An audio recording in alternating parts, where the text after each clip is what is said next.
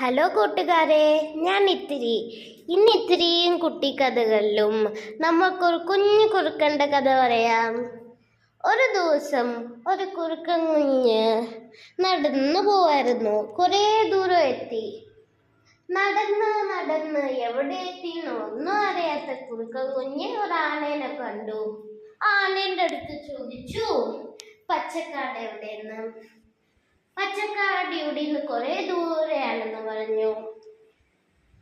ഇടത്തോട്ട് തിരിഞ്ഞിട്ട് വലത്തോട്ട് തിരിഞ്ഞ നിനക്ക് പച്ചക്കാടി എത്താന്ന്.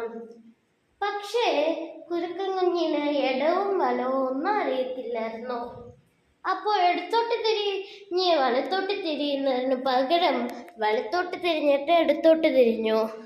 അത് കാരണം എന്ത് പറ്റിയെന്ന് വെച്ചാ, കുറുക്കൻ കുഞ്ഞ് പച്ചക്കാടി പോകുന്നതിന് പകരം വള്ളക്കാടി ചെന്നു.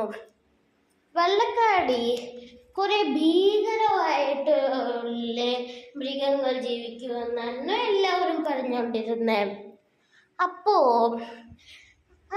കുറുക്കൻ കുഞ്ഞ് വെള്ളക്കാടി എത്തിക്കഴിഞ്ഞിട്ട് ഒരു സിംഹത്തെ കണ്ടു. ആ സിംഹം കുറുക്കൻ കുഞ്ഞിനോട് ചോദിച്ചു, നീ എന്താണ് ഇവിടെ? ഇവിടെ സിംഹങ്ങളും പുലികളും അല്ലേ ഇരിക്കണേ, ഈ കുറുക്കന്മാർക്ക് എന്താ കാര്യമെന്ന്.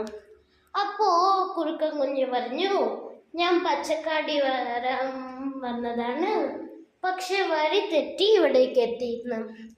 അപ്പോ കുറുക്കൻ കുഞ്ഞ് ചോദിച്ചു, എന്നെ പച്ചക്കാട് വരെ കൂട്ടിക്കൊണ്ടു പോകുമെന്ന്. സിംഹം അതിനെയും കൊണ്ട് പച്ചക്കാടി കൊണ്ടുപോയി. അപ്പൊ കുറുക്കൻ കുഞ്ഞ് പറഞ്ഞു, ഇവിടെ നിന്ന് എൻ്റെ വീട് കുറച്ച് ദൂരമേ ഉള്ളൂ, എന്നെ അവിടേക്ക് കൊണ്ടുപോകുന്നു. അപ്പോ സിംഹം അവിടേക്കും കൊണ്ടുപോയി. നിങ്ങൾക്ക് കഥ ഇഷ്ടപ്പെട്ടോ? Thank you.